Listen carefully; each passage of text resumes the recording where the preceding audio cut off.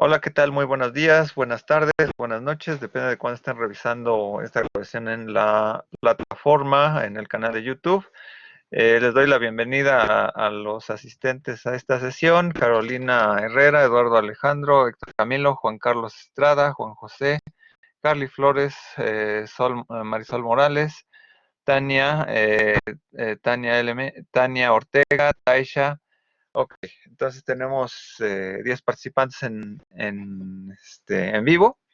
Entonces vamos a ver hoy lo que será la jerarquía de los sentidos como parte de la materia de imagen y discurso audiovisual. Vamos a retomar algunos puntos que están por ahí anteriormente en las lecturas de tanto Fernando Zamora, Caroline Korsmeyer y algunos otros autores ahorita que están apareciendo. Los objetivos de la sesión es que podamos descubrir a partir de la reflexión de los sentidos el espectro amplio que tiene la imagen o la representación fuera del estudio visual. Como secundarios o metas secundarias de esta sesión es ubicar desde la filosofía el debate de ubicar la jerarquía de los sentidos, ubicar desde una interpretación histórica del conocimiento la jerarquía de los sentidos y ubicar la posibilidad de construcción de imagen desde aspectos ajenos o propios de lo visual.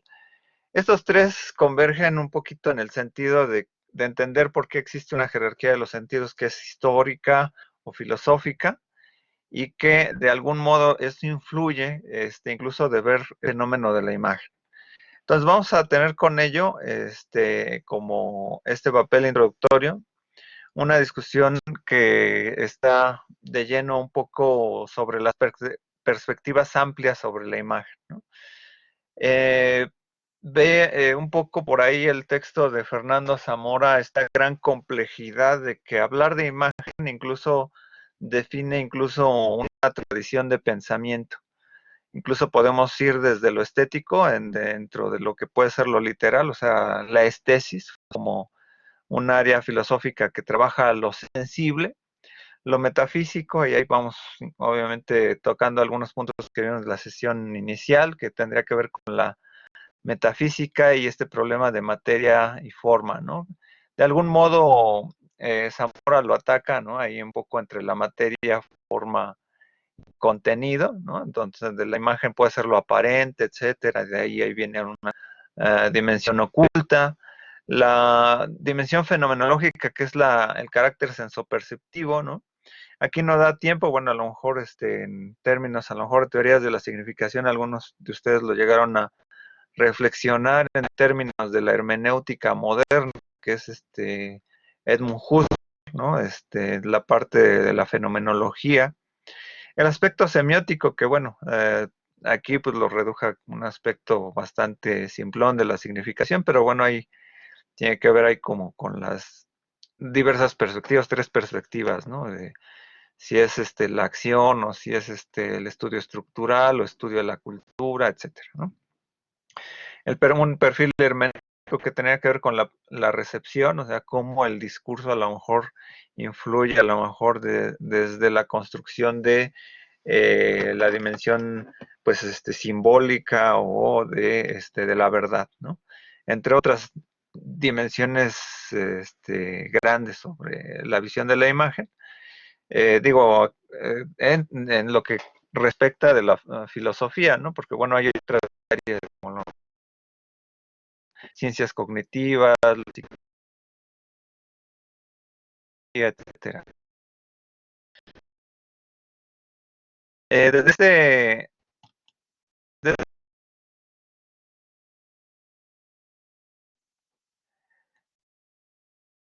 dentro de una, eh, no se ve un poquito esta parte de la diapositiva.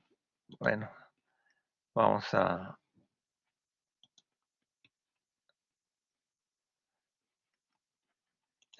bueno, un poco hay una visión que Fernando Zamora habla, ¿no? Con separar a las imágenes materiales sobre las imágenes mentales. Esta dimensión conceptual tiene que ver con las imágenes sensibles y aquellas que son no sensibles o imaginarias. Dentro de las primeras, o sea, lo que son las imágenes sensibles, es aquello que a lo mejor corresponde a nuestra relación con los objetos en términos de la materia. O sea, por ejemplo, cuando analizamos un cuadro, una pintura, pero que bueno, Fernando Zamora se va a extender incluso, por ejemplo, a las imágenes sonoras, imágenes del gusto, etcétera, todo aquello que tiene un efecto material, o sea, como el objeto. Pero también hay otro tipo de imágenes que no son sensibles, que son las imágenes que tienen que ver con la filosofía, las ideas. No son tangibles, por así decirlo. Entonces, en esta discusión, ¿no? Aquí no se ve el cuadrito, el segundo cuadrito, o no se alcanza a ver muy bien, es que lo sensible alcanza lo estético por la sensibilidad, y a veces, muchas veces, esto sensible por lo regular en los cursos de teoría de la imagen, etcétera. La mayor parte de estudiosos terminan haciendo un análisis de imágenes visuales. Antes la materia pues era teoría de la imagen, ¿no? Y entonces en la teoría de la imagen, por así decirlo, se estudiaban, la mayoría pues iban a lo pictórico, ¿no? De hecho, digo, hay muchos colegas que a veces basan su curso en un análisis de historia de la pintura, por ejemplo, ¿no?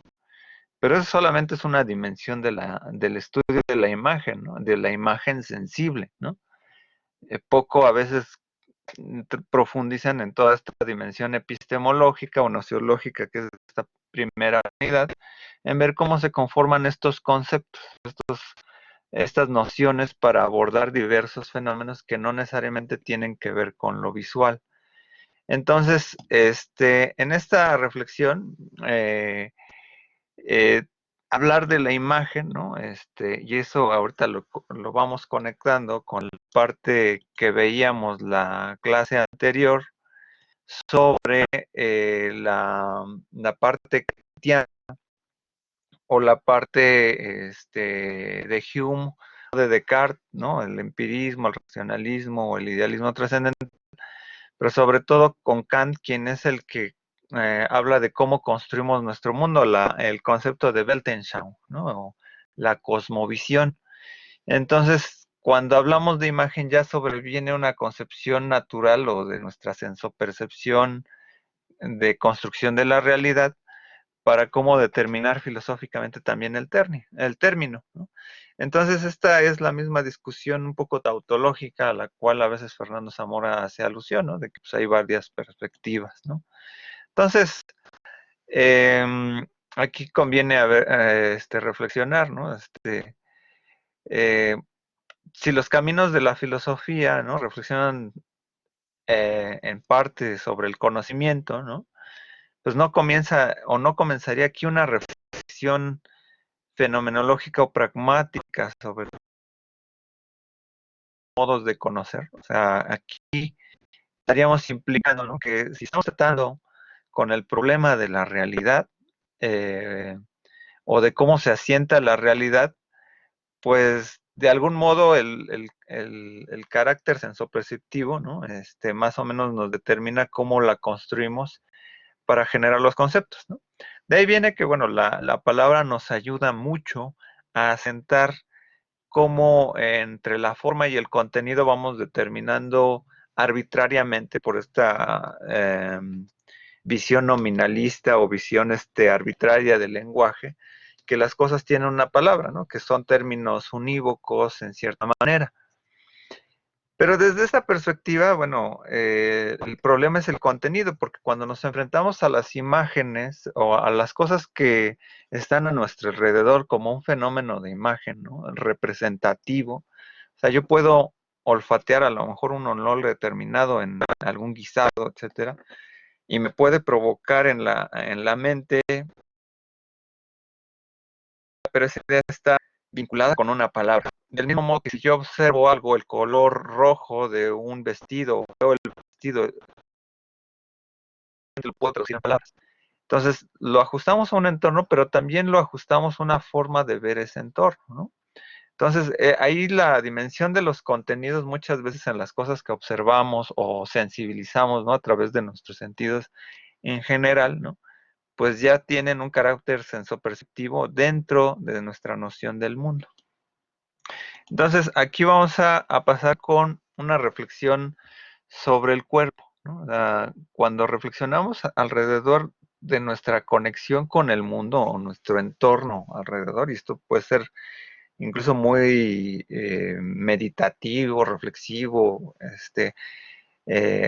algunos psicólogos o incluso eh, analistas, por ejemplo, de la parte freudiana o gestaltista, a veces redimensionan cómo comprendemos nuestro cuerpo porque es nuestra parte de vinculación con nuestras representaciones.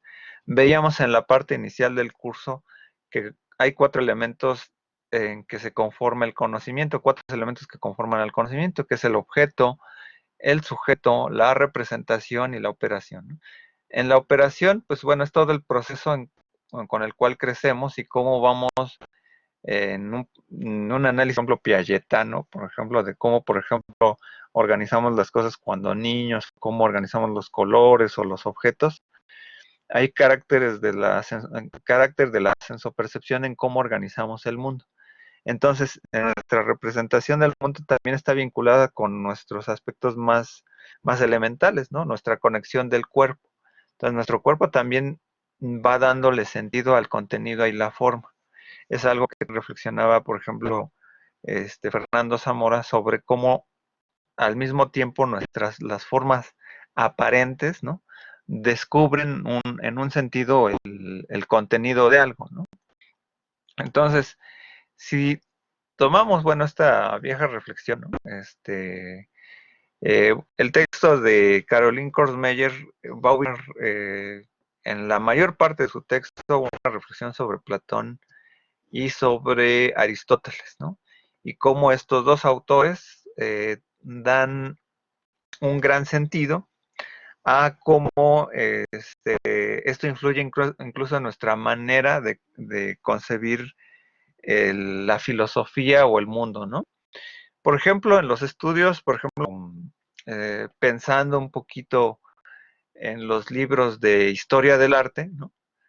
Cuando se habla de arte, por ejemplo, el arte se toma dentro de lo visual. O sea, un libro que tenga en su portada, ¿no? Historia del arte, por lo regular habla de historia del arte pictórico, ¿no? Entonces ahí viene una gran complejidad porque entonces parece que solamente es arte todo aquello que se ve en pinturas, ¿no? Y dejas de lado, pues, por ejemplo, otros artes como la danza, el teatro, la música, ¿no? Entonces, como que esa bandera de historia del arte, pues la toman, ¿no? Desde la parte pictórica, ¿no? Pero esto influye incluso también desde perspectivas filosóficas, estéticas, ¿no? O sea, incluso como cuando se habla de estética, solamente se le atribuye esa condición perceptiva del arte a lo visual. Y muy pocas veces, por ejemplo, o sea, estética, por ejemplo, la estética sobre un platillo, ¿no? Un platillo gastronómico. Ahí viene una complejidad, bueno, pues ahora están de moda los programas de MasterChef, por ejemplo, ¿no? Ya más o menos se habla, por ejemplo, hay de un saber hacer, ¿no? Un saber cocinar, ¿no? Pero, por ejemplo, un perfume, ¿no? Un perfume puede tener un valor estético, un sentido estético sensible, ¿no? Te gusta o no te gusta, o puede ser horrible, o puede ser muy bueno, etcétera. Lo puedes determinar por X número de categorías posibles. Entonces, aquí lo interesante, ¿no? Es que esta dimensión que incluso obedece todavía incluso a la comprensión de la realidad desde Platón, ¿no? Un poco de la comprensión de la realidad tiene que ver con la idea, ¿no? Con la visión ideológica del mundo, ¿no? El mundo de las ideas, ¿no? O cómo se representan las ideas y cómo las alcanzamos. En esa dimensión, bueno, hay varios elementos que retoma Platón con cómo acercarnos a los objetos de la realidad. Bueno, el texto de Caroline Kornsmeyer Raya hace mucho alusión al Timeo, ¿no? El Timeo es un diálogo, uno de los diálogos, pues en términos formales de la escritura un poquito diferentes porque ahí no lleva tanto la batuta el personaje de Sócrates, ¿no? De hecho es la continuación un poquito después del banquete, ¿no? Donde al inicio del texto del Timeo comienzan a reflexionar que antes habían hablado de política, de etcétera, y realmente quien toma ahí la palabra es Timeo, ¿no? Realmente ahí es el personaje clave y el que habla sobre toda esta dimensión de cómo es la naturaleza, cómo es la realidad, y realmente ahí Sócrates nada más como que le da la palabra, etcétera, ¿no? Y entonces, bueno, en esta dimensión del Timeo, cuando habla sobre la naturaleza y el ser y la existencia, ¿no? Habla mucho sobre algunos tópicos, sobre cómo nos vinculamos con la realidad, sobre cómo cada uno de nosotros tiene una vinculación con lo exterior y lo interior y cómo, por ejemplo, ahí hay dimensiones sobre los aspectos más interiores del alma, ¿no? Y que bueno, ahí habrán otros diálogos que ahorita haremos alusión, en donde pues de algún modo la idea o la filosofía de las ideas, ¿no? Del idealismo platónico comienza a ser importante debido a que la parte material no es tan importante. La parte de la materia solamente es algo que nos oculta la verdad, ¿no? Y ahí viene toda esta dimensión que también en la República, bueno, en la alegoría de la caverna, presenta, ¿no? Con que vemos sombras, ¿no? El aspecto de la icacia y la pistis como el proceso primero de la dogma o de la creencia, ¿no? Y que estamos en busca de un saber, ¿no? De la episteme, ¿no? Que es vinculado con la dianoia, que sería la vinculación de un lenguaje para interpretar al nous, o el nous la idea más concreta. De hecho, en términos, por ejemplo, de Bunge, por ejemplo, la dianoia sería los lenguajes formales, los lenguajes, ¿no? De la matemática, pero que representan algo o pueden representar algo en la realidad, objetos, ¿no? Determinados en términos fácticos, ¿no? De algún modo esa la parte de la dianoia, ¿no? Para los que estudiamos en algún momento el área social, ¿no? Pues son las categorías, pero las categorías no son la realidad, ¿no? Refieren a otro objeto. De algún modo, esta vinculación entre lo interno y lo externo habla un poco de esta visión idealista, ¿no? Lo material a veces nos confunde porque, bueno, incluso aun cuando estas representaciones de ideas de la dianoia están vinculadas con nuestra experiencia real, lo real en esta parte de la vinculación del nous como nivel máximo es entender la esencia de las cosas, ¿no? O sea, sustancia. Entonces también hay una parte ahí que se oculta, ¿no? También como forma dentro de la dianoia en cómo nosotros experimentamos el mundo. Pero bueno, en este texto del Timeo, pues bueno, refiere ahí en su resumen también Caroline Korsmeyer, ¿no? La carne es un obstáculo precisamente porque nos lleva a la parte mundana del cuerpo, ¿no? En esta parte, bueno, el Timeo también hace una reflexión sobre el gusto, ¿no? Sobre cuatro sentidos básicos, ¿no? Sabores, ¿no? Que incluso existen hasta la actualidad, ¿no? Como lo amargo, lo dulce, lo agrio y lo salado, ¿no? Digo, ya la fisiología moderna incluso pone el umami y otros sentidos, ¿no? Pero bueno, por ahí va un poco la idea. Aquí Platón luego le, este, le adhiere otros, pero bueno, pues es una visión muy este, empírica del asunto, ¿no? Sobre los sentidos, ¿no? Descriptiva. Y entonces, pues bueno, en esta reflexión sobre los sentidos, ¿no? También está la parte platónica de la República, en donde dice que el hombre está vinculado con una parte de una bestia, ¿no? Un león y es hombre, ¿no?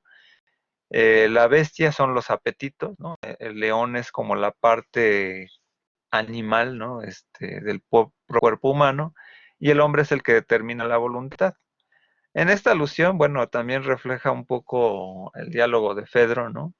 Con la alegoría del carro, ¿no? Donde estamos vinculados a dos carros, ¿no? Que tienen que ver con una parte de los valores, ¿no? Los valores últimos y los deseos más primitivos, más animales, ¿no?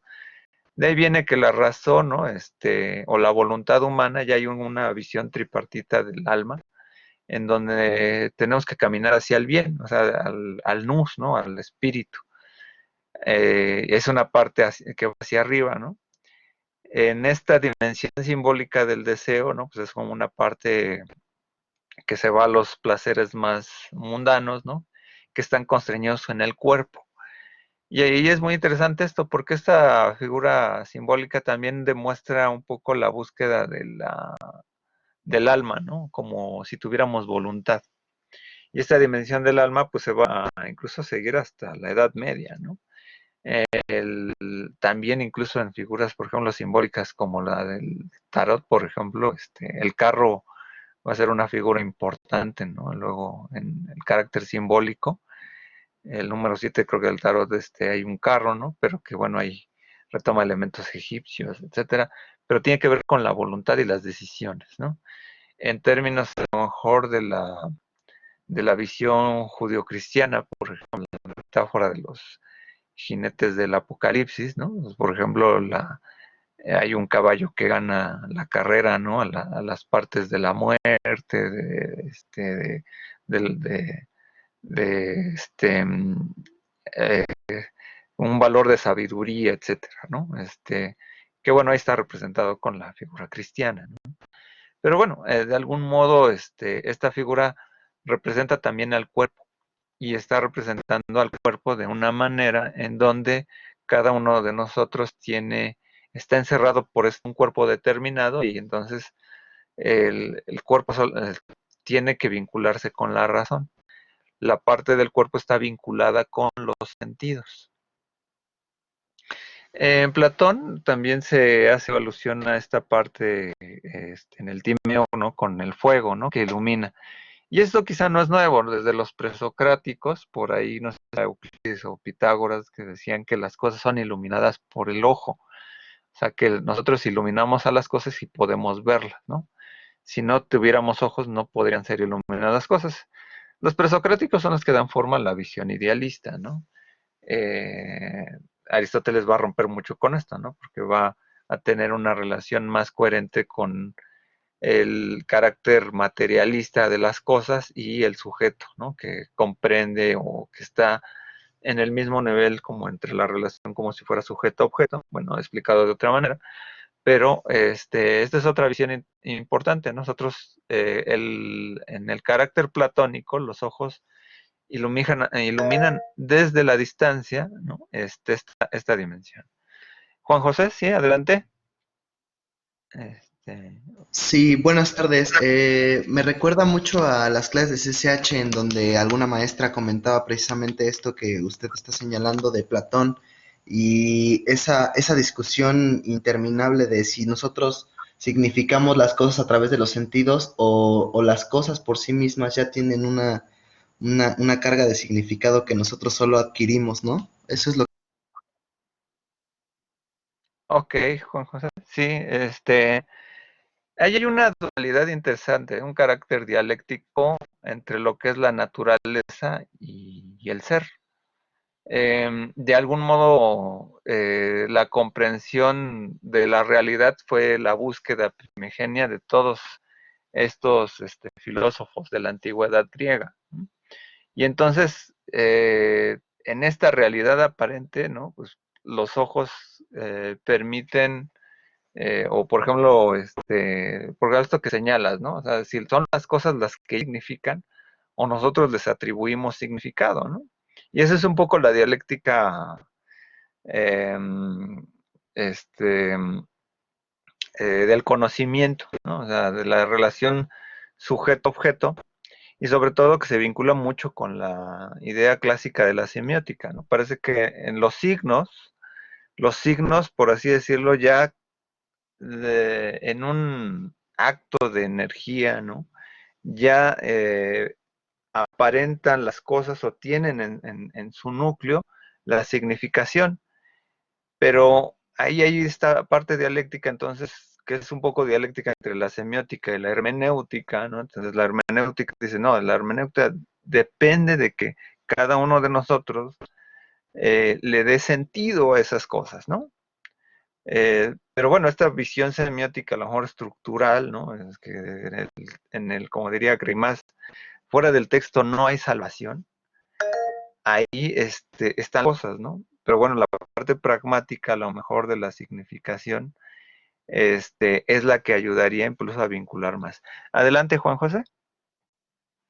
Sí, inclusive o sea, se me ocurre que podríamos relacionarlo un poco con la parte semiótica en el estructuralismo de Saussure, donde un signo tiene sentido a partir de otro signo, ¿no? O sea, las cosas significan porque hay un contrario que hacen que signifiquen, ¿no? O no sé si sea una participación. Sí, sí, ya sé por dónde vas. Bueno, en términos de que, sí, cuando hablamos, por ejemplo, en términos del estructuralismo clásico, cuando ubicamos a la silla, la ubicamos por la no mesa, ¿no? Y esta parte de los contrarios, que es finalmente la que utilizará el cuadro de posición Gray más, ¿no? Sobre todo, ¿no? Si entiendo que hay un negro, es que hay un blanco por oposición, ¿no? Y entonces hay derivadas que pueden ser un no blanco o un no negro para entender un gris, ¿no? Entonces, que eso es un poco para generar lo que son las clases y las subclases.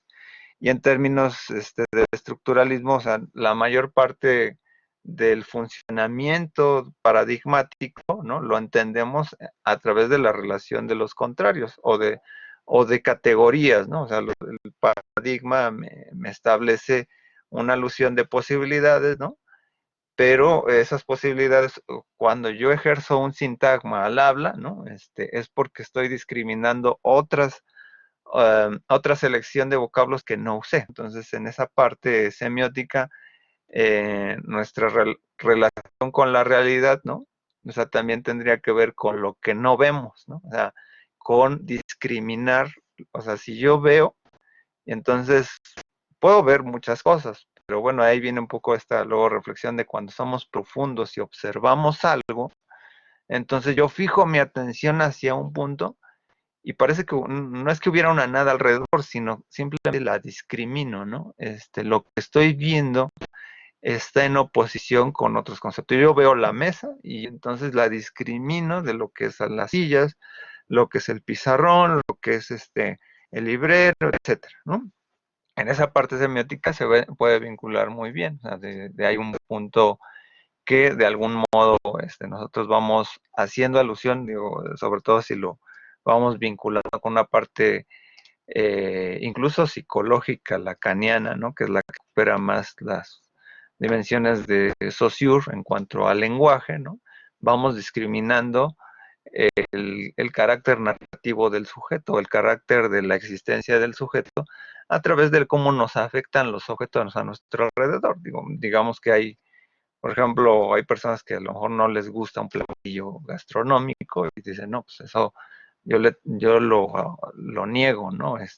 No niego su existencia, pero más bien como que tengo relación y hay cosas que a lo mejor sí me gustan, ¿no? Hay un carácter también de sensibilidad, ¿no? A lo mejor en esa parte significativa de las cosas, ¿no?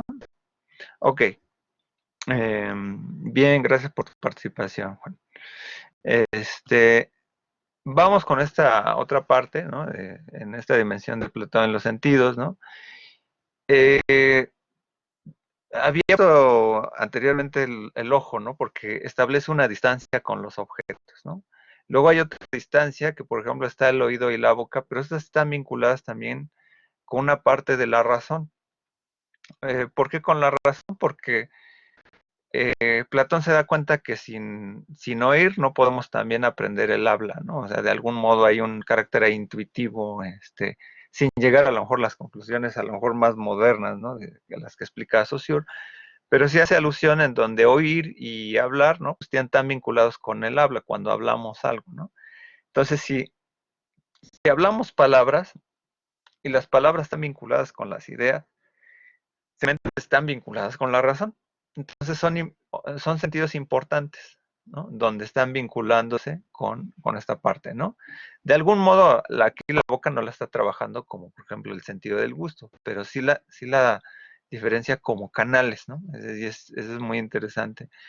En términos de que además de que hay una distancia, ¿no? Donde, o sea, si yo quiero experimentar algo con estos sentidos, yo puedo tener una lejanía, ¿no? También, ¿no? Puedo escuchar un ruido, puedo entenderlo, ¿no? Y de algún modo, pues bueno, aquí también hay otra reflexión interesante con Platón, ¿no?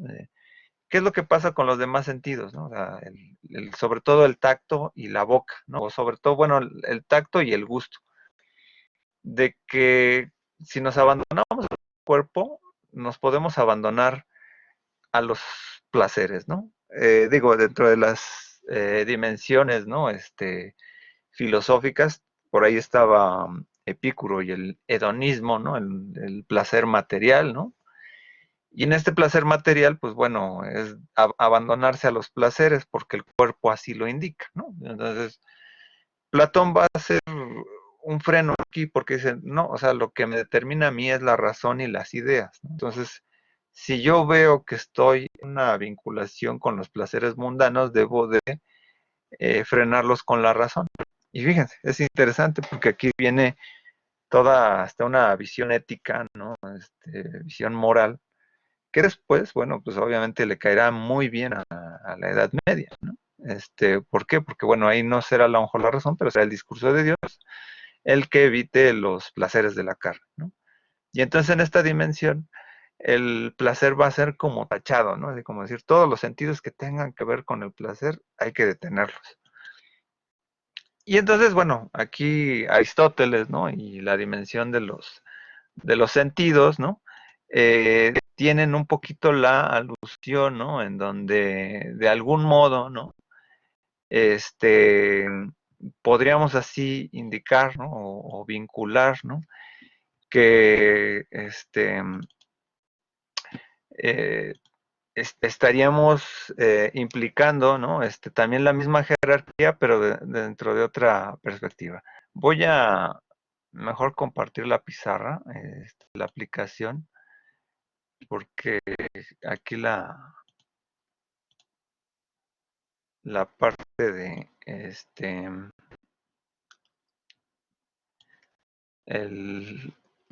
¿cómo se llama? El pizarrón de, de Blackboard, como que me desfasa un poco las letras, ¿no? Entonces, bueno, entonces, en Aristóteles, bueno, hay varios libros, ¿no?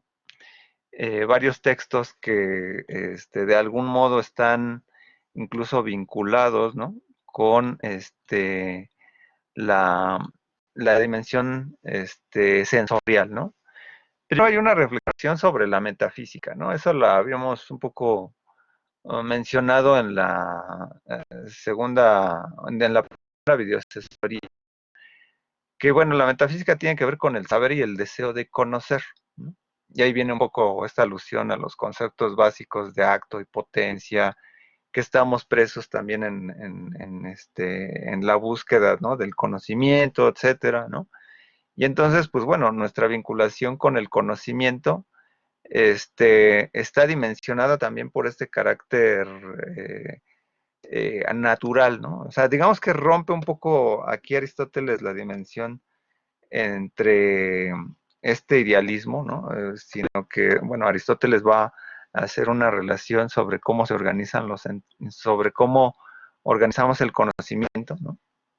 Y entonces, de algún modo, ¿no? Estamos vinculando la parte en cómo conocemos el mundo. En la parte del texto de Ánima, ¿no? Entonces, Aristóteles retoma mucho esta herencia platónica de cómo organizamos los sentidos por la distancia, ¿no? Tenemos por aquí un lado la parte de lo visual, ¿no? De lo auditivo, del olfato, ¿no? Porque nos pueden dar señales a nuestro alrededor. Digamos que, bueno, aquí estaría primero la mano, ¿no? Bueno, el tacto, ¿no? Y al final el gusto, ¿no? Este, y de algún modo tienen una relación con la distancia, ¿no? Sobre todo porque, bueno, si veo fuego no tengo que probar que haya fuego, ¿no? No tengo que tocarlo. Por una relación de perceptiva puedo ver que hay fuego, ¿no? Por ciertas características de color, que huele a lo mejor a quemado, ¿no? Que a lo mejor hace un ruido, a lo mejor el fuego que está, y no tengo que acercarme, ¿no? Entonces también hay una parte metafísica me indica, ¿no? También cómo este saber, ¿no? A lo mejor está vinculado con la distancia. Eh, Aristóteles también va a determinar que, bueno, a veces la boca, ¿no? Al igual que a lo mejor Platón dice, pues la lengua, ¿no? Pues, no solamente es un receptor, sino también permite que hablemos, ¿no? También Aristóteles va a hablar de que la piel nos permite sentir cosas, ¿no? Y sensaciones, ¿no? Y el gusto y el tacto los toma como una última, como una misma categoría, ¿no? En un nivel sobajado, ¿no? Pero porque necesitan contacto para conocer las cosas, ¿no? Y aquí, bueno, también ahí viene toda una dimensión sobre la ubicación del placer, ¿no? Tanto en la ética Eudemia como en la ética Nicomaco, o sea, con cualquier sentido de estos, o sea, a diferencia de lo que de a lo mejor Platón, ¿no? Que habían sentidos buenos o malos, este, o menos malos que otros, ¿no? Va a decir, bueno, de repente a lo mejor yo puedo sentir placer, ¿no? O sea, si yo veo algo, una pintura o una obra de teatro, escucharla, etcétera, puedo tener placer sin tocar a los personajes y puedo sentir ciertos elementos sobre la realidad, ¿no? O sea, como si fueran elementos estéticos, ¿no? Son diferentes, ¿no? O sea, es diferente que tocar un objeto. O sea, si yo estoy viendo una pintura, ¿no? Es muy diferente. Yo una pintura, por ejemplo, sobre comida, ¿no? Que yo vea, por ejemplo, un platón ahí lleno de frutas, etcétera, puedo a lo mejor salivar, etcétera, ¿no? Y a lo mejor puedo hacer uso de la memoria, del recuerdo, pero no puedo, a lo mejor es diferente la sensación, pero me puede provocar placer, ¿no? O ahora, por ejemplo, pues bueno, si no hubieran esos placeres mundanos, pues bueno, a lo mejor no habría a lo mejor la estética, a lo mejor en las ollas de barro en aquel entonces, ¿no? O sea, la construcción de a lo mejor de figuras, a lo mejor como la pintura que estaba por acá anteriormente, por ejemplo, ¿no? Entonces, que representaban a lo mejor el placer, ¿no? Entonces, en esta parte, ¿no? Aristóteles hace una reflexión sobre los placeres, pero si hace una reflexión sobre los placeres, también hace una reflexión sobre el dolor. En esta doble dimensión, ¿no? Debe haber un equilibrio, ¿no? O sea, este, la razón, o sea, la razón es la que puede vincular una especie de estética sobre esta dimensión, donde, qué es lo que prefiero o para qué yo puedo vincular los placeres, ¿no? O sea, en qué me vincula el dolor con la existencia humana, ¿no? O sea, son elementos, ¿no? Que de algún modo me vinculan con la realidad o con la representación. En ese discurso representativo, yo puedo entender que a lo mejor pueden haber figuras que presenten elementos placenteros o elementos de dolor. ¿Por qué? Porque están conectados precisamente a nuestra existencia, ¿no? Y ahí es, por ejemplo, donde hace mucha alusión, por ejemplo, en estos textos, ¿no? Por ejemplo, eh, por ahí hacía alusión, ¿no? A algunos personajes, ¿no? Este, eh, en, en De Anima, o no, bueno, no sé si era a ver si algunos personajes históricos que gracias a este elemento sensible de su existencia pueden decir que estaban vivos o no.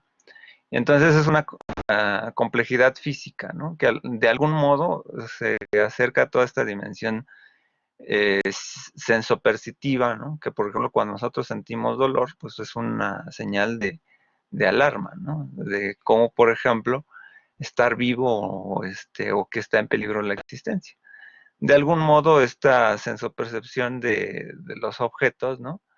Pues está derivada, ¿no? A cómo, por ejemplo, la razón ubica que tengamos placer o no. De algún modo, esta vinculación que hace Aristóteles eh, tiene que estar vinculada precisamente con una jerarquía sobre lo razonable, ¿no? O lo que no es razonable. Si es razonable es porque, pues bueno, está vinculado con mi existencia, ¿no? Si no es razonable es que es mundano y simplemente es un carácter a lo mejor que me invita a los placeres mundanos, ¿no?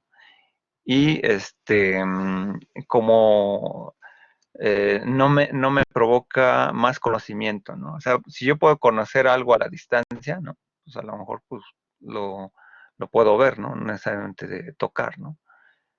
Y esta parte es como estética, ¿no? Es una visión estética sobre la realidad, ¿no? Eh,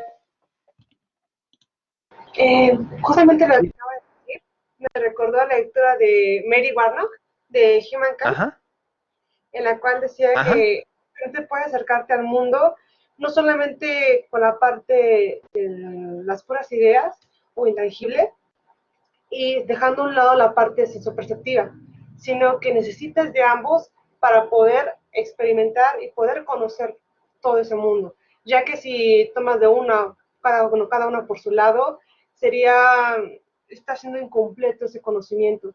Se necesita uno de lo otro para poder realizar toda esa, experimentar tu realidad como tal. ok, gracias Marisol. En efecto, o sea, la parte que, por ejemplo, sobre todo la parte de la experiencia, ¿no? De las ideas, ¿no? Ajá, Están exacto. vinculadas precisamente a través de cómo hacemos rastro de nuestra memoria, ¿no? De nuestra sensopercepción con la realidad. De hecho, ya encontré la parte, ¿no? Que ahorita, eh, cuando hacemos, por ejemplo, una alusión por ejemplo, a una experiencia placentera o dolorosa, la transformamos en palabras y al transformarla en palabras, ¿no? Nos recordaba esta parte de Hume, ¿no? De la parte de la imagen, ¿no? La transformas en una imagen, una idea, ¿no? Porque entonces ya pasó, o sea, la actualidad de la, este, de lo sensible o de la sensación, ¿no? Ya pasó. Entonces, la impresión, o sea, la impresión ya pasó y entonces pasa a la memoria y se transforma a través de las palabras, ¿no? Y es así como, por ejemplo, la razón tiene un papel fundamental para comprender nuestra existencia. Encontré ahí esta parte del texto de Kurzweil, ¿no? En donde hace alusión de Ética a Nicómaco, ¿no? Aristóteles habla de Milo el luchador, ¿no? Eh, que habla un poco de sus hábitos sedentarios, ¿no? En donde tiene que ver, por ejemplo, con la comida, ¿no? Entonces, por ejemplo, cuando, por ejemplo, lo relacionamos la glotonería, ¿no? Por ejemplo, comer y comer y comer sin un sentido por el puro placer, pierde su sentido original, a lo mejor de alimentarnos, de que estábamos débiles porque no habíamos comido, etcétera, pero comer por una cantidad excesiva, ¿no? Entonces, ese placer eh, se puede volver incluso en dolor, ¿no? De hecho, todas las visiones, incluso psicológicas freudianas, por ahí vienen, ¿no? Pero retoman toda esta parte, ¿no? Sí, Marisol. Exactamente lo que, bueno, justamente con el tema se me ligó la parte igual de las, como decía, ¿no? Las impresiones que se da a través de esa parte sensoperceptiva.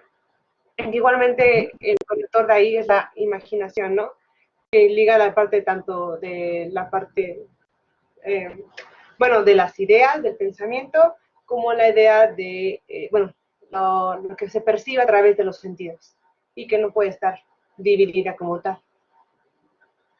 Claro. Igualmente la parte del dolor, ¿no? Que mencionaba que solamente en qué momento ya podría, que hay, ¿cómo mencionaba la palabra? Bueno, que no sé qué es lo que podría ser el dolor, solamente existe cuando tú lo haces como evidente en ese momento, pero que otro tipo de impresiones podrían ser o existir independientemente de ti.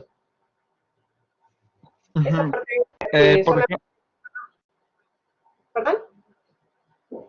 no, sigue, perdón.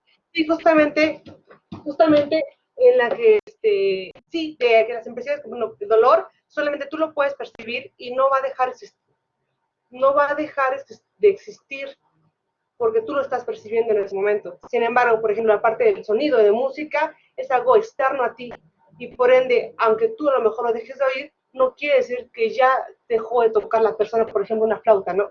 Sino que sigue existiendo de manera independiente a ti. Es la como, recuerdo que hacer como la clasificación de esos dos puntos. Ajá, sí, y bueno, ahí hay herencias platónicas, ¿no? Porque bueno, o sea, la existencia de las cosas, dice, pues existen como tales, ¿no? En cuanto tales, ¿no? Y a lo mejor esas ideas van a seguir existiendo, ¿no? La visión platónica decía que las palabras solamente conectan con la idea misma de las cosas, ¿no? Y entonces, pues, desde algún modo, ¿no? Pues estaríamos, por ejemplo, vinculándonos, ¿no? Con la dimensión existencial de las cosas, ¿no? Ahí la parte del lenguaje es fundamental, ¿no? O sea, porque lo que nos permite a nosotros entender, por ejemplo, la palabra dolor o placer son categorías muy amplias, ¿no? Y la experiencia de cada uno son diferentes, ¿no? Exacto. Estaba pensando, por ejemplo, ¿no? O sea, ¿cómo, por ejemplo, traducir un dolor, ¿no? O sea, dices, es que me duele mucho, ¿no? ¿Cuál es mi nivel de dolor, ¿no? Por ejemplo, dicen, es que, por ejemplo, hay una situación que explican muchas veces los psicólogos, o por ejemplo, o cuando llevábamos, por ejemplo, educación básica de la salud, ¿no? En secundaria o en preparatoria, ¿no? Cuando dicen, no, es que el dolor, por ejemplo, de un parto es de los dolores más fuertes, ¿no? Entonces solamente, pero por ejemplo, solamente puede ser vivencial por aquella persona que haya dado a luz, ¿no? O, y por ejemplo, o por ejemplo, los dolores menstruales, ¿no? Por ejemplo, ¿no? Y ahí, por ejemplo, todo el sesgo es imposible, pues obviamente que fisiológicamente un hombre pueda sufrir un dolor similar. Es, o por ejemplo, dicen, porque bueno, podemos decir, bueno, hay un dolor de muelas, ¿no? Todos tenemos muelas, ¿no? Pero hay características diferentes, por ejemplo, para ubicar esa dimensión. Es totalmente diferente, ¿no? Lo podemos concebir, ¿no? Incluso representar, ¿no? Incluso, ¿no? El dolor de un parto, ¿no? Un pintor que está pintando un parto, ¿no? Los dolores, ¿no? Etcétera. Pero entonces, ¿cómo lo representa? O sea, ¿cómo interioriza esa parte, ¿no? Porque entonces es muy abstracto el carácter, ¿no? Y entonces esta dimensión de la razón, pues dice, bueno, lo puedo representar con otras cosas, ¿no? O por ejemplo, o ahí va luego otras dimensiones más abstractas, ¿no? El dolor de una pérdida, etcétera. Cómo lo reflejas en condiciones visuales, ¿no? Y eso puede ser complejo, sobre todo si estábamos en la lectura de Hume, ¿no? De la experiencia, ¿no? O sea, cómo lo vinculas, ¿no? O sea, con una experiencia ajena, ¿no? Y ahí es donde dices, bueno, a lo mejor hay los racionalistas, dicen, no, lo tienes que transformar a un lenguaje, ¿no?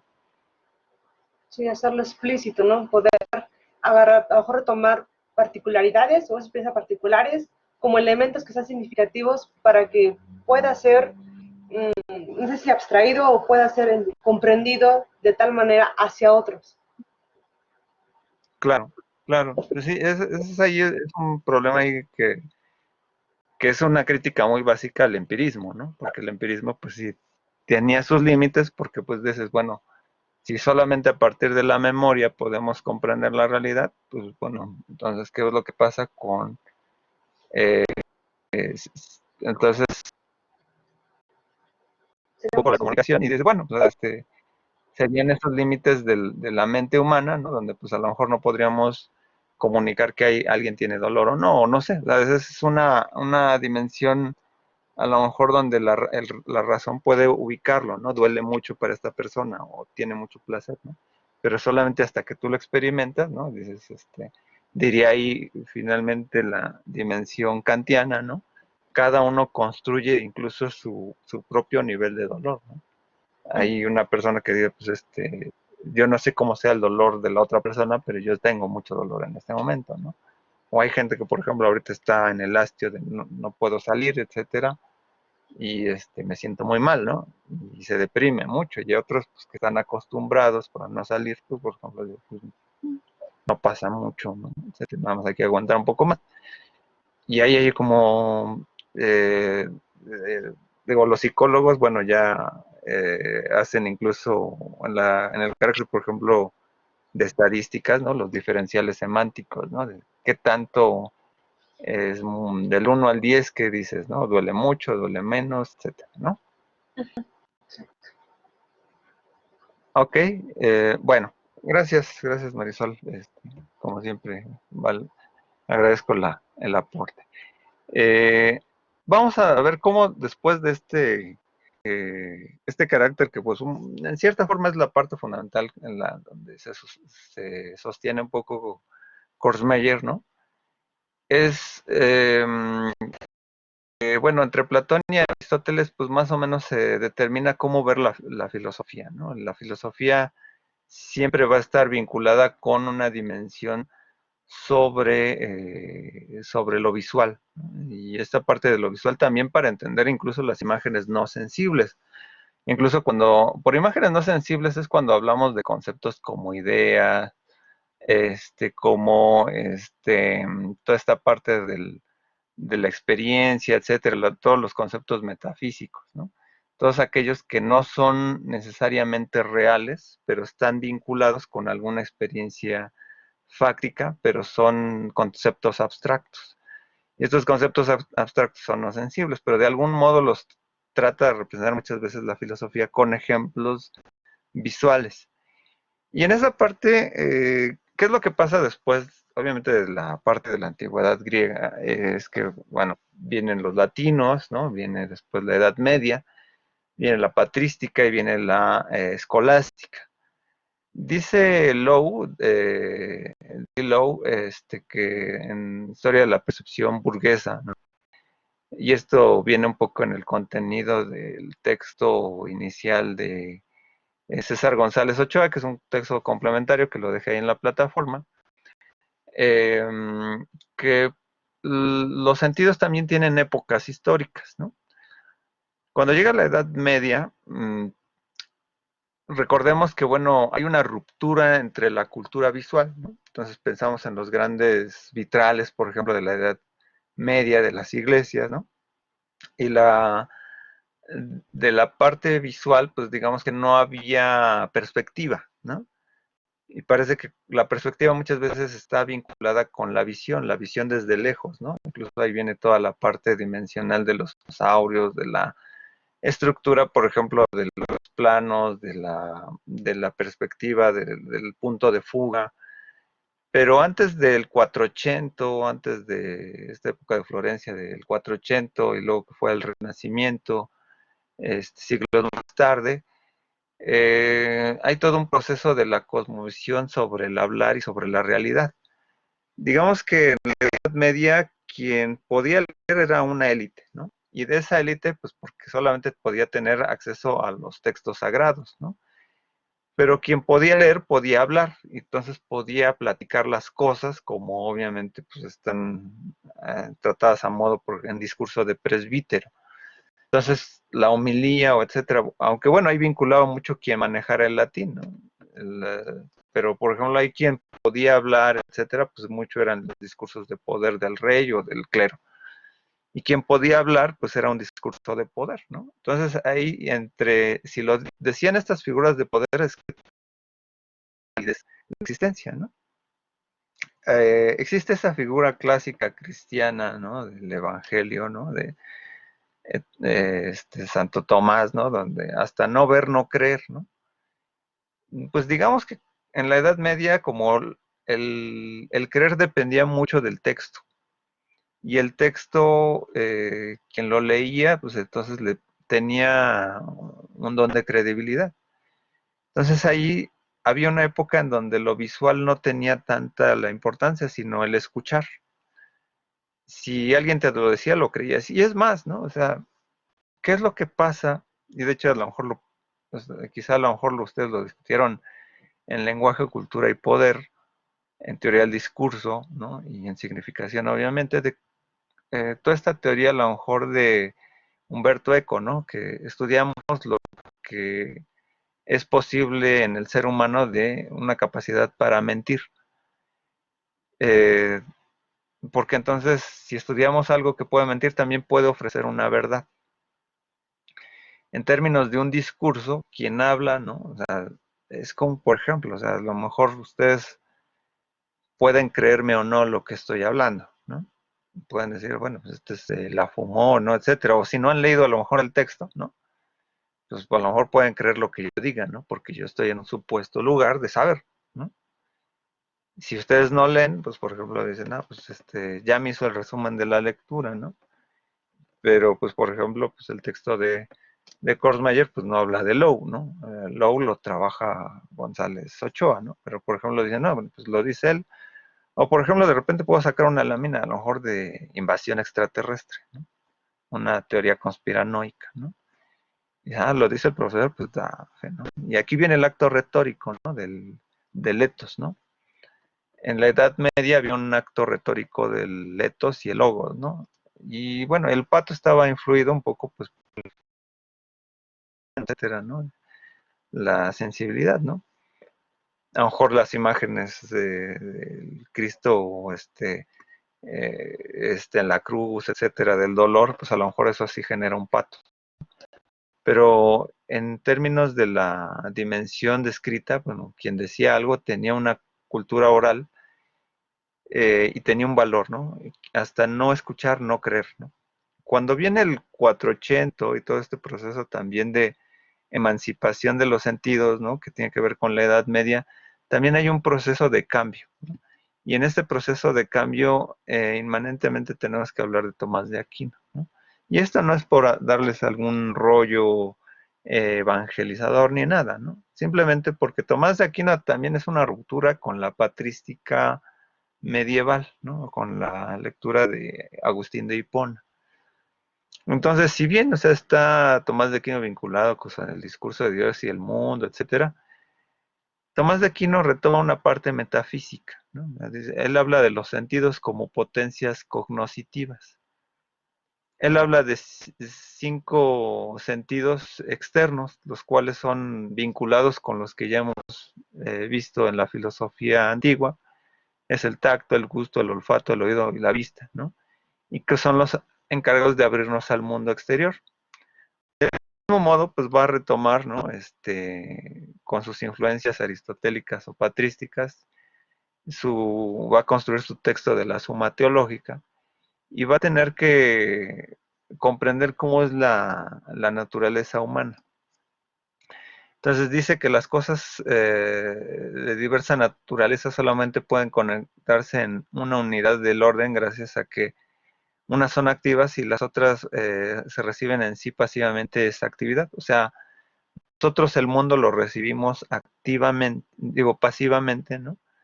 O activamente, ¿no? Entonces, las cosas de la naturaleza es que están en una totalidad, ¿no? Entonces a veces las podemos absorber, pero ¿cómo es esa actividad o esta pasividad, ¿no? Dice, pues, los sentidos externos, ¿no? Que nos vinculan con el mundo, pues a lo mejor tienen una parte exterior activa, pero hay otros que tienen una naturaleza interna, ¿no? De algún modo estos sentidos internos, ¿no? Son 4, ¿no? Que son el sensorio común, la imaginación, la cogitativa o estimativa, ¿no? Y la memoria, ¿no? De algún modo estos elementos están vinculados con lo que veíamos con Hume, incluso con Kant, ¿no? O sea, porque son elementos que tienen que ver con las imágenes no sensibles, que están adentro, en sentido, a través de la razón, ¿no? A través de esta dimensión del cuerpo humano, que lo de allá afuera exista, ¿no? O sea, no basta con los sentidos externos, ¿no? Lo que está haciendo en particular Tomás de Aquino es una tipología de la razón aquí. Pero si habla de una tipología de la razón, está haciendo un carácter emancipatorio del ser humano, ¿no? Entonces, aquí comienza a enarbolar una psicología básica, ¿no? Que se da como de una entelequia o que algo que nace inmediatamente, ¿no? Y que es la inmaterialidad, ¿no? Y la espiritualidad, ¿no? Esta inmaterial de la parte interna converge con la espiritualidad, ¿no? Y entonces eso como alma, ¿no? Da sentido a nuestra forma corpórea, ¿no? Algo interesante que hace Tomás de Aquino es que dice, está bien conocer a través del mundo, a través de nuestro cuerpo, a través de estos sistemas, pero tampoco se vale que yo me deje ir por los placeres mundanos, ¿no? Y le cae muy bien un poco en este sentido a la parte medieval todavía, ¿no? Donde dices, bueno, la razón es mi freno para que, bueno, ya sé que a lo mejor puedo tener placer con el sexo, o puedo tener placer con la comida, o puedo tener otro tipo de placeres, ¿no? Pero ubicarlos en su precisa razón, ¿no? Entonces, de algún modo, o sea, como que ahí ya no salta tanto, ¿no? De como que no su suma teológica, pues bueno, le da carácter ya material al ser humano.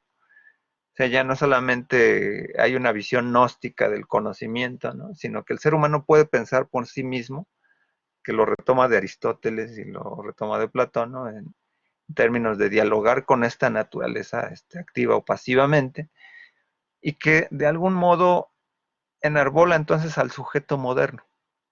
Y es bien interesante esto, porque entonces la paternidad un poco del pensamiento moderno o de la modernidad está más vinculado con Tomás de Aquino, ¿no?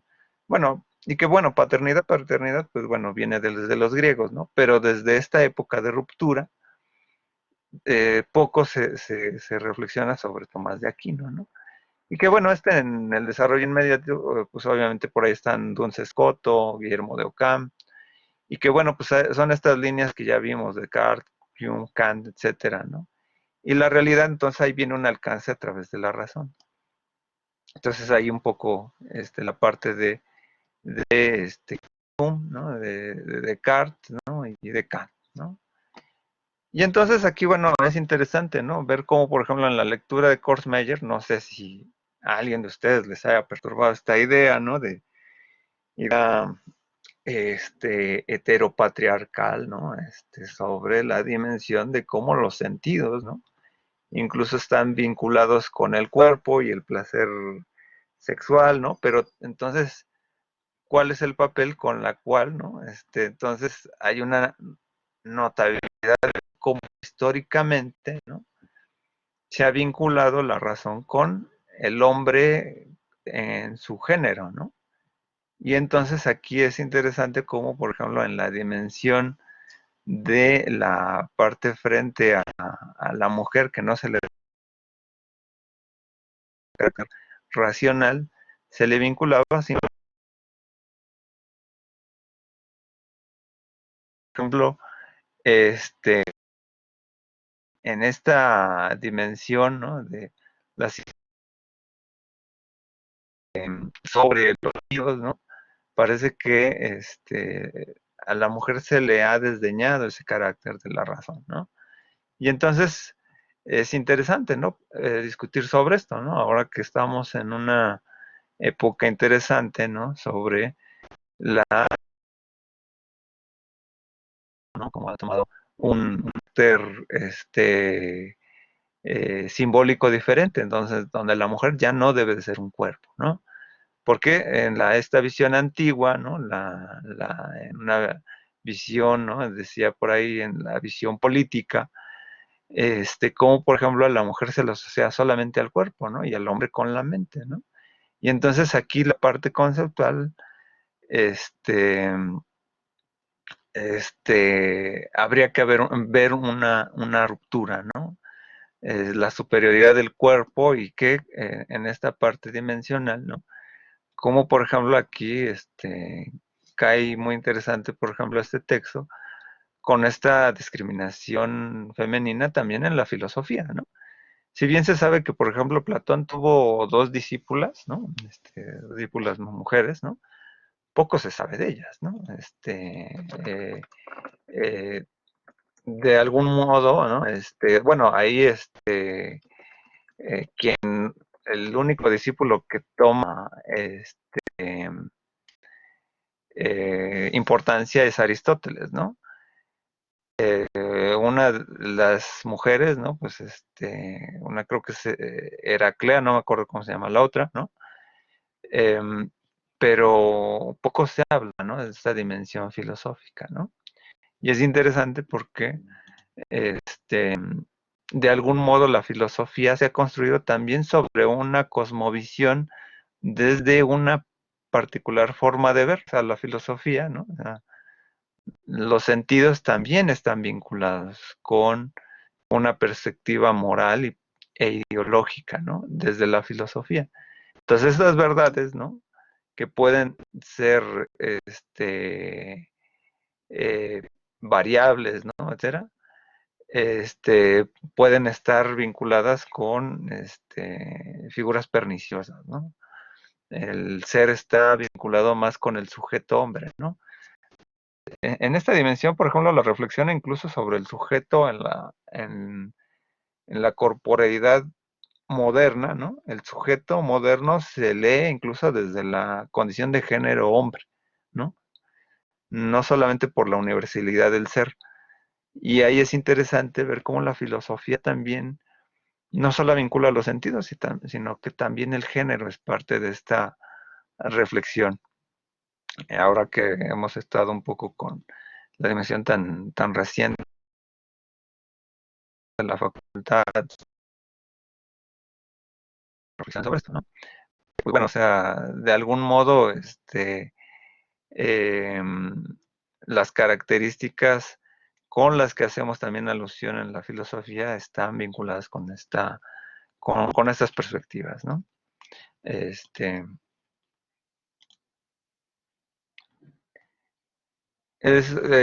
Juan José, pues sí, menciona esta parte de la epistemología feminista, ¿no? De algún modo hay una búsqueda, un replanteamiento, ¿no? Y han habido épocas, ¿no? Que pues bueno, poco se sabe, porque bueno, también la historia, bueno, desde la perspectiva de los vencedores, ¿no? Pues son quienes escriben, ¿no? Hay figuras históricas como la de Hipatía, ¿no? Por ejemplo, ¿no? Que quedan borradas de la historia y se sabe poco de sus textos porque fueron destruidos, ¿no? Del mismo modo, bueno, hay interpretaciones, ¿no? Incluso también de los textos bíblicos, ¿no?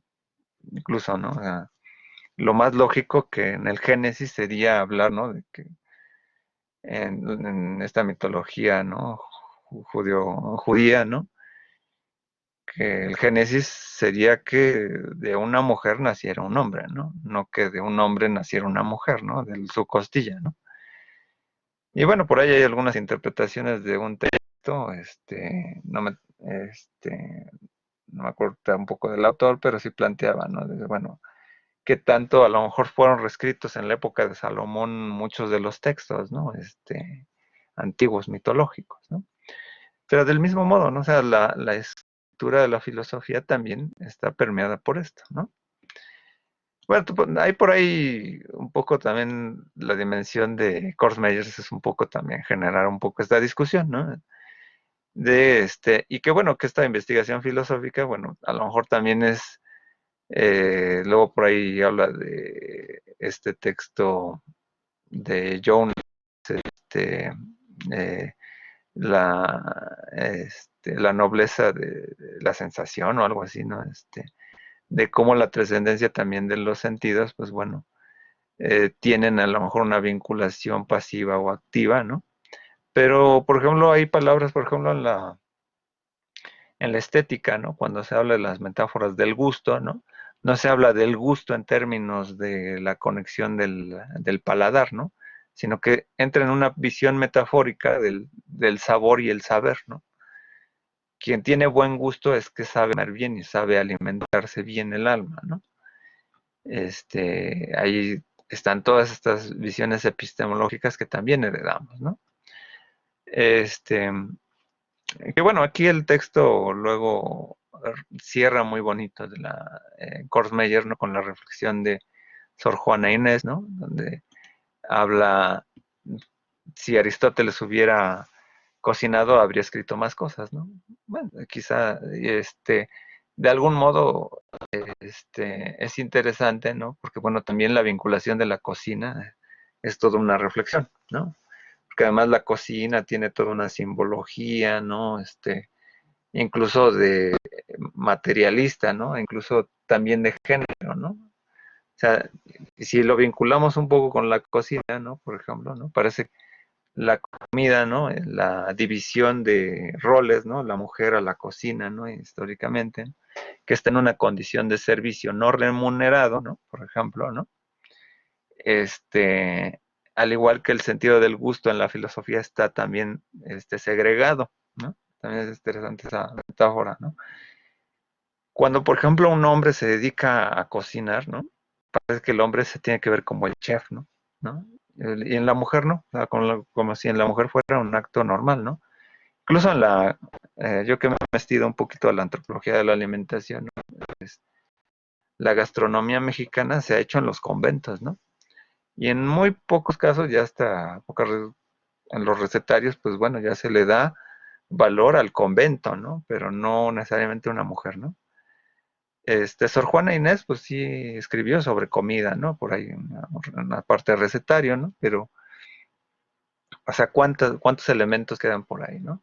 Cuando un hombre cocina, pues se ve como en términos de materialismo histórico, ¿no? De generar una ganancia en el dueño del restaurante, etcétera, ¿no? Pues, los jueces, ¿no? De MasterChef, ¿no? Por ejemplo, ¿no? Pero es interesante, ¿no? O sea, cómo esta reflexión sobre los sentidos implica mucho la representación. Y aquí viene una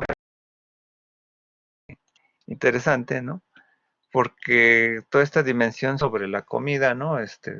Pensar una materia sobre teoría de la imagen para un gastrónomo, pues obviamente tendría una función diferente, por ejemplo, a la que tenemos nosotros. En términos de representación para nosotros vemos como la parte epistemológica, teórica, pero nuestra salida es lo visual, ¿no? Para un gastrónomo tendría que entender la representación simbólica y además de tener un concepto amplio sobre la filosofía y la estética, ahí sí se ve un poco la estética del sabor, ¿no? ¿Qué sabores pueden provocar esto, etcétera? ¿Qué reacciones pueden provocar un sabor, más bien? Y de algún modo está vinculado con las costumbres, ¿no? Con la parte receptiva, hermenéutica, ¿no? Nosotros, pues a lo mejor solamente quien los llegan a tocar a veces son los publicistas, que a veces hacen estudios de focus group, estudian a veces a lo mejor las personas que comen un alimento, etcétera, les fue bueno, etcétera, y hacen diferenciales semánticos, ¿no? En términos, por ejemplo, de la industria, por ejemplo, del perfume, ¿no? En Francia, por ejemplo, ¿no? Pues hay gente que literalmente se dedica a oler sobacos, ¿no? Oler axilas, ¿no? ¿Por qué? Porque los perfumes que salen a la venta tienen reacciones de cierto pH, ¿no? Y entonces, digo, desafortunadamente no hay chamba en este lugar, ¿no? Pero en Francia sí lo hay, ¿no? Bueno, no sé, ahorita toda la economía está parada, pero sí hay un trabajo de ello, ¿no? O sea, hay un trabajo, así como el enólogo, el que toma vinos, pero no se los pasa, porque nada más debe de gustarlos, los escupe, ¿no? Hay una chamba de oler sobacos, ¿no? Entonces, en términos de que el trabajo de las feromonas, etcétera, o bueno, aquí bueno, ahorita explico la parte de las feromonas, pero bueno, más bien la parte del pH, por ejemplo, de la axila, hace reacción diferente con ciertos químicos, ¿no? Por lo regular, los perfumes que compran de marca, pues siempre es una mezcla entre un nivel de grasa con aldehídos, que lo que hace es reaccionar con la piel, ¿no? Y la piel tiene un olor muy particular, ¿no? Depende del pH y la acidez de cada persona, va a reaccionar. Entonces, más o menos, no es lo mismo usar, por ejemplo, quien a lo mejor le haya pasado de adolescencia, ¿no? Que se acabó el perfume y de repente vas en tu inocencia no sabes cómo usar, etcétera, compras el primero que es de la tienda, pero era de mujer, ¿no? Entonces, el pH de un varón es diferente al de una mujer. Entonces, huele totalmente diferente, ¿no? Y entonces, es interesante, ¿no?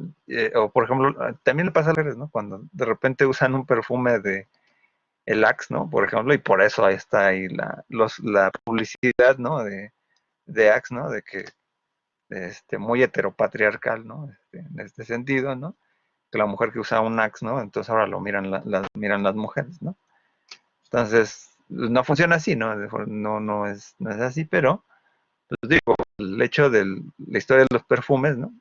Tiene con la búsqueda de ocultar o disimular los olores naturales porque, pues bueno, pueden generar repulsión, ¿no? Y además los olores, pues bueno, el aspecto humano tiene una dimensión también muy simbólica, ¿no? Que esto también la parte de psicología de la imagen, la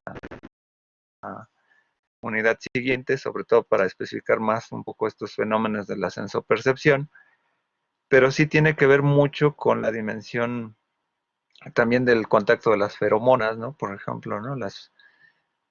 Tienen el olor, ¿no? O sea, nosotros podemos atraer o no a otras personas, ¿no?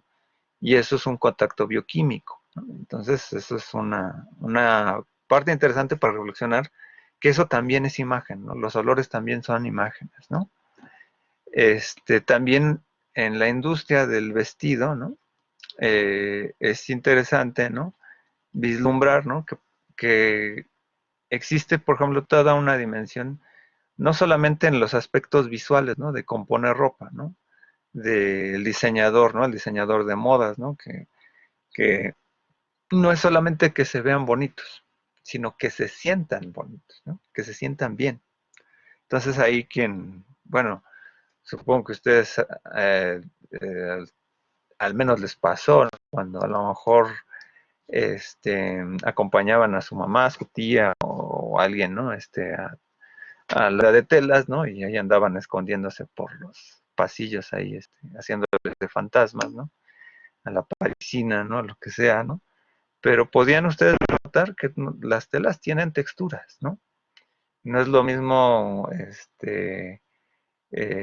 usar un satín que usar algodón, que usar un casimir, ¿no? Las telas, una poliseda, ¿no? Que es muy suave, ¿no? Etcétera, ¿no? Que bueno, los diseñadores sí deben de tener todas esas texturas, ¿no? Para la construcción de las modas, ¿no? Porque, pues, o por ejemplo, hay algo que yo luego no entiendo de las modas, por ejemplo, que venden en las tiendas de marca, sean Zara, por ejemplo, o Forever 21, ¿no? Que venden ropa, eh, ¿cómo se llama? Con plástico, ¿no? Hasta es antihigiénico, ¿no? Imagínense, no hay transpiración. O sea, se pueden ver muy bien, se puede ver muy bien el transparente, etcétera, ¿no? La textura se puede sentir muy bien, pero tarde a la larga, o sea, imagínense, ¿no? O de repente hubo una moda de sacar botas de puro plástico, ¿no? Grandes, pero totalmente antihigiénicas, ¿no?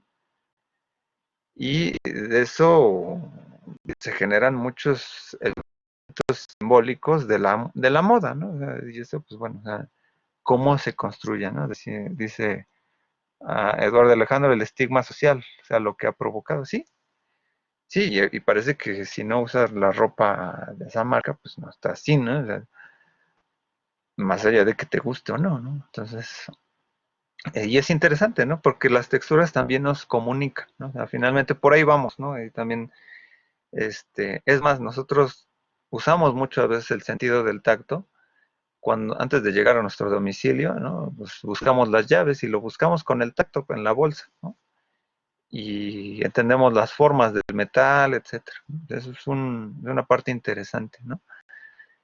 En, Tengo entendido que, por ejemplo, en la UAD, la Universidad de Yucatán, hubo un proyecto hace unos 10 años, en la Facultad de Antropología, ¿no? Bueno, ahí antropología y comunicación, comunicación está en la carrera en la Facultad de Antropología, eh, pero hubo un proyecto, creo conocido, no sé cómo estuvo eso, un laboratorio de los sentidos, un laboratorio de los sentidos, en donde, eh, por ejemplo, los sentidos se juegan mucho, por ejemplo, con las instalaciones,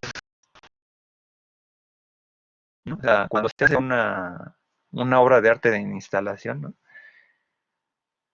Tenemos que entender cómo huele, ¿no? Qué sensación nos provoca, ¿no? Las luces, ¿no? O sea, eso es como un producto ya de sinestesia, ¿no? Y van a decir, bueno, pero nosotros no somos artistas plásticos, ¿no? Etcétera. Pero, por ejemplo, en la comunicación organizacional, sí tienes que pensar mucho en el espacio de tus trabajadores, etcétera.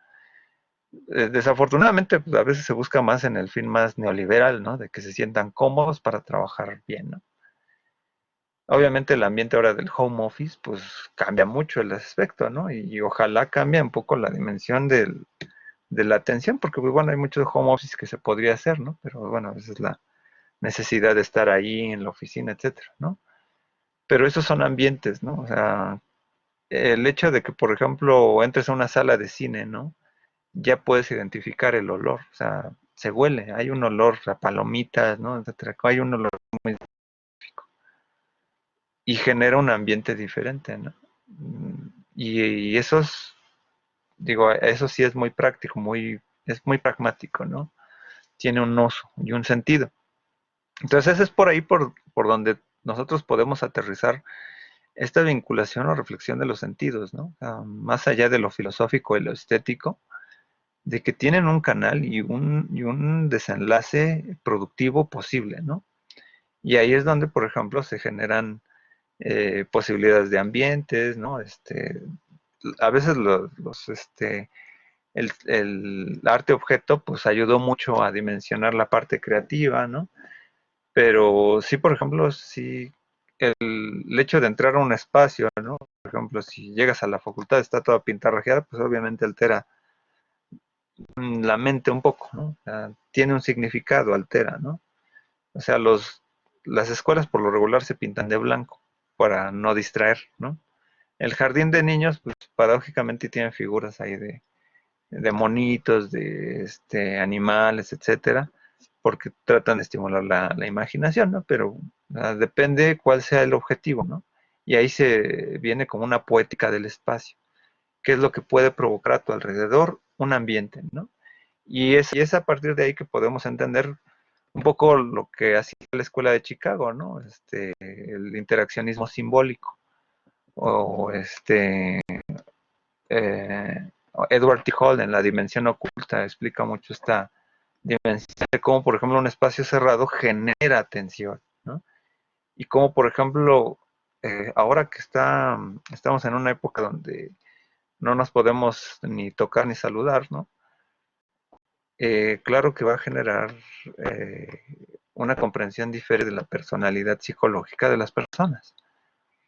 Porque, digo, más allá, bueno, una vez que acabe un poco la contingencia, el regreso, ¿no? Como a saludar, etcétera, tiene que ver con lo cultural, ¿no? Y el tacto tiene que ver mucho, ¿no? Después vamos a retomar toda esta parte de los sentidos en otra dimensión de la sensopercepción, más dentro de la parte cognitiva, ¿no? Eh, Vamos a ir cerrando esta parte, ¿no? Que bueno, que tiene que ver un poquito con la visión filosófica metafísica que comprende desde estas reflexiones de los sentidos, ¿no? Hay una tendencia jerárquica por las razones de Platón y Aristóteles, y aquí pues viajamos toda esta dimensión. Y el pensamiento moderno aún sigue influido por esta manera, ¿no? de ver dichas bases, ¿no? Entonces, de algún modo estamos ahorita reflexionando sobre esta dimensión filosófica y que bueno, o sea, la historia de la percepción también influye, ¿no? Entonces aquí, bueno, manejé un poquito el texto de González Ochoa, ¿no? Puntos de la representación, el texto que, bueno, ganaron la tarea para el jueves, ¿no? Del sentido del gusto, historia de la percepción burguesa de Lowe, ¿no? Filosofía de la imagen de Fernando Zamora. Hay un texto interesante, ¿no? Interacción entre la razón y las emociones del ser humano según Santo Tomás de Aquino, de Patricia Antorquiza, es un artículo, creo que está en la plataforma como texto complementario. Por ahí está también un texto del cual nada más saqué la imagen aquí del texto de López Austin, ¿no? De Cuerpo e Ideología, que sirve un poco para entender cómo los nahuas, por ejemplo, comprendían la parte del cuerpo. Pero bueno, de algún modo, pues bueno, ahorita estamos cerrando esta parte de la reflexión. Entonces, pues bueno, aquí me gustaría entonces reflexionar, ¿no? Pues un poquito para ir cerrando la sesión. Ya veo que a lo mejor ya algunos de ustedes a lo mejor ya están por irse ahí de Carly, que ya se tiene que desconectar, ¿no? Entonces, pues bueno, en estos últimos 10 minutos me gustaría que me dieran, más allá ahorita de atender las técnicas de la materia, ahorita que termine la grabación lo comentamos, me gustaría que opinaran ahorita nada más del tema, una reflexión sobre la importancia de ver los sentidos, ¿no? Eh, Digo, yo he sido de los pocos profesores en esta parte, sí me he confrontado mucho un poquito eh, con tratar de aterrizar esto en la búsqueda de la discusión, ¿no? Sensoperceptiva, no cerrarse al campo audiovisual, ¿no? Digo, ahora la materia nada más es de imagen y discurso audiovisual, pero bueno, la primera unidad, pues bueno, al menos fue una de mis pocas contribuciones al nuevo plan de estudios, en donde sí es necesario redimensionar epistemológicamente desde dónde partimos para hablar de imagen, ¿no? Porque hay muchas percepciones diferentes. O sea, más allá de que yo les dé un concepto básico de imagen, es importante reflexionar sobre esta parte de posibles caminos. No, no solamente dentro de la parte que, bueno, ya al menos se habla de imagen sonora, ¿no? De la imagen audiovisual, pues sí, lo que es análisis de cómic, el análisis pictórico, etcétera. Pero, por ejemplo, a veces, digo, en teoría de la imagen también era complicado motivar a un análisis de estudio ajeno a lo visual, ¿no? Por ejemplo, no que fuera obligatorio, sino que fuera una posibilidad también, ¿no? O sea, mi trabajo de maestría, pues trabajo con la parte gastronómica. Lo hice desde la antropología, pero sí sobre una visión sobre la imagen, sobre la representación en términos de los sentidos, etcétera. Y ustedes también pueden hacer lo mismo. O sea, pueden hacer un análisis, en algún momento un análisis semiótico sobre los perfumes, o análisis hermenéutico, o análisis también sobre la imagen táctil, ¿no? En España, hay autores que han trabajado la imagen táctil, por ejemplo, ¿no? Entonces, desde esa perspectiva, ustedes tienen no solamente cerrarse estas dimensiones que les ofrece la carrera, porque bueno, al menos ya pueden irse. Hay mucha literatura que vemos sobre la crítica gastronómica, pero si lo hacen desde la perspectiva semiótica van a crecer, ¿no? Mucho, ¿no? Hay textos no clásicos sobre la crítica gastronómica, ¿no? De La Casa de Lúculo, o por ejemplo textos, George Savarin, etcétera, ¿no? Y así lo mismo, ¿no? O incluso interpretaciones literarias, ¿no? Como por ejemplo la obra del perfume, ¿no? De Susskind, ¿no? Pues habla mucho sobre esta reflexión sobre el olfato, ¿no? Entonces, bueno, no sé si alguien quiera aportar algo antes de que yo cierre la sesión.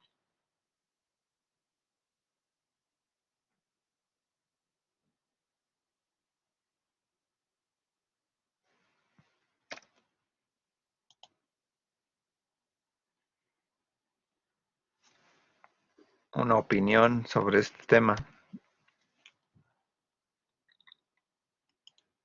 También por los textos que han revisado o que han alcanzado ya a revisar, ¿no? También si hay dudas de Marihuana, ¿no? Etcétera. Adelante, a ver quién por ahí va a opinar algo.